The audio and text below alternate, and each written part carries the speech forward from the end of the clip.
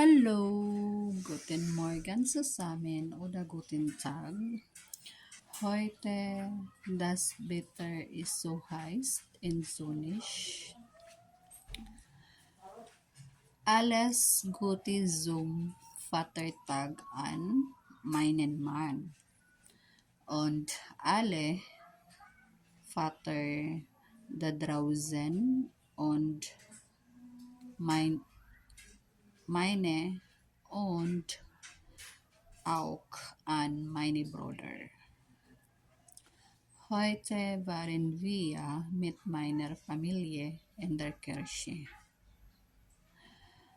Und jetzt plane ich auch mit meiner ältesten Tochter ins Einkaufszentrum zu gehen.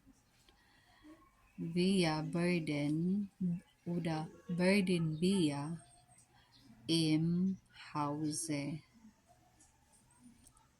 ein paar Dinge kaufen, die wir brauchen. Ja, bis morgen. Vielen Dank. Und Leute, bitte liken und abonnieren für meine YouTube-Kanal.